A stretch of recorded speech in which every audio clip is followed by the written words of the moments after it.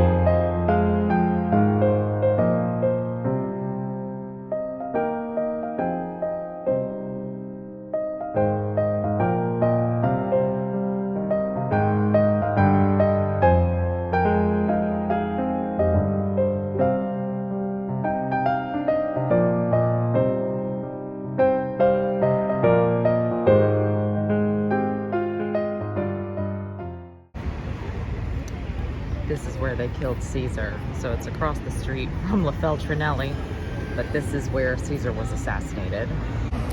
The people think Caesar was killed at the Senate, and he was killed in a Senate meeting. It just was here, not at the actual Senate building in the Forum.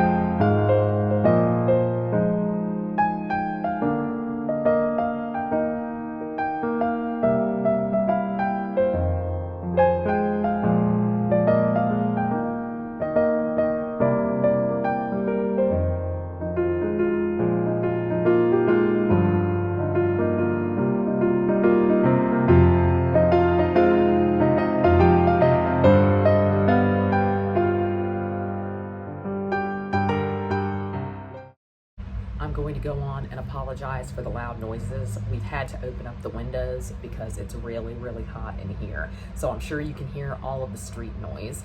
But I just thought I would take you along today as I went to one of my favorite bookstores in Rome. A couple of my other favorite bookstores in Rome are in the area of Trastevere, and I've not really headed over there this time around.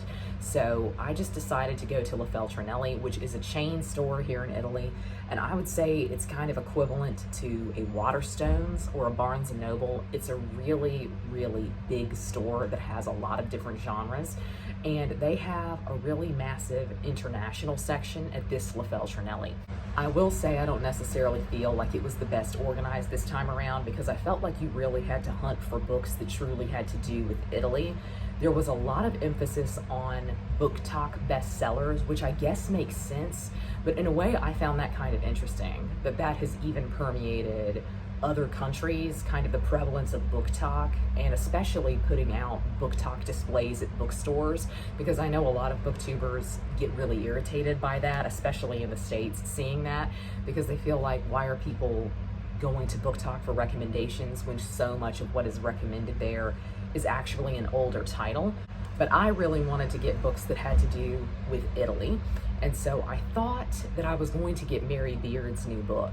It apparently has released over here in Europe, but it has not yet released in the States. I think it releases there sometime in the next week. So maybe they just put out the books early, but they were all hardcover. I thought here in Italy I'd be able to get a paperback. There's no way I can bring a hardcover home. It was really, really big. And so I really wanted that. I wanted to get that for Nonfiction November. So maybe I'll pick it up once I get home, possibly on ebook. But I did wind up with some books. One is The Garden of the Finzi Continis, and I just have had this on my list for a very, very long time. I have been looking forward to this for a long time because every time I say that I like Italian literature or that I like Italian classics, this pops up on a whole bunch of lists. So I just decided that I would go on and get this one. When I saw it, I got really excited. I know very little about what this is supposed to be about, but I think it is on the eve of the Second World War. And apparently, this is what's shocking to me, this is book 3 of the novel of Ferrara. So this is technically the 3rd book in a series. I don't necessarily think I'm going to be lost. Every time I've heard people talk about this, they have talked about this book kind of in a vacuum. So I feel like this is a book that probably stands very well on its own. We also have Caravaggio, A Life Sacred and Profane. I had never heard of this before, but it's funny, before coming over here, I was reading a book about Artemisia Gentileschi, and Caravaggio played a very minor role in that book. He died early in her life, but he apparently knew her, which I did not know anything about, and he was portrayed in that book as just very, very, I don't know if I want to call him unhinged, but he basically took her as a child to the execution of Beatrice Cenci, and I have no idea if this is true or not. But I thought after reading that, clearly I don't know anything about him. I only know his artwork. So I was really excited to see this there. So I've never heard of this. I've also never heard of Andrew Graham Dixon, so I can't speak to whether I think his scholarship is going to be any good, but definitely my pick for Nonfiction November this year.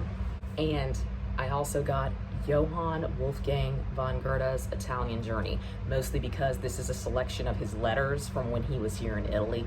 And everyone has said they're really, really beautiful. It's from throughout a trip through Italy, so I don't think this necessarily has anything specifically to do with Rome, but I'm very excited by this one. Museum bookstores are also really great bookstores in my opinion, and Rome has some of the best. I haven't gone to as many museums or to as many landmarks as what I thought I was going to. It's just been very, very, very hot, and our air conditioning is out in this room. So if you can hear anything, you're hearing the fan blowing. But a lot of the landmarks don't actually have gift shops or bookstores like you might think. One of the main ones that I kind of think is really grievous is that there's not really a bookstore inside the Roman Forum or at any of the entrances. I think that's what's really needed, and I think that would be really great. As far as I know, the only bookstores that have to do with that area are inside the Colosseum, and the Colosseum has 2 or 3 bookstores, and they're really great. But my favorite bookstore, and in fact, my favorite museum, is Trajan's Marketplace. I said it. No one is ever there. I feel like Trajan's Marketplace is very clean. It's very, very calm because it's just not seeing the crowds of people. The views are incredible. It still has the same vibe as the Roman Forum and as the Colosseum, and so you're still getting a lot out of it. Sorry, someone came in. I thought they were coming to fix the air conditioning, and he was not. So I am really going through it right now. But I'll tell you, the honest truth is that no one is at Trajan's Marketplace. I really don't get why. I don't know that that's something that's been open very often in the past, so I do see why people are kind of skeptical of it, and it is a little bit out of the way in terms of its entrance, but it has a really fantastic bookstore. And just in general, to me, it's a really fantastic museum where you can get really up close and personal. And so Trajan's Marketplace was an ancient marketplace built by the Emperor Trajan. Who would have guessed it? And this is just a place where you would have done your shopping. You could have gone through and gotten free grain. This is a place where they handed out the free grain and sometimes like free wine and things like that. So it was a really happening place back in the day, and it is a structure that they are constantly doing work on.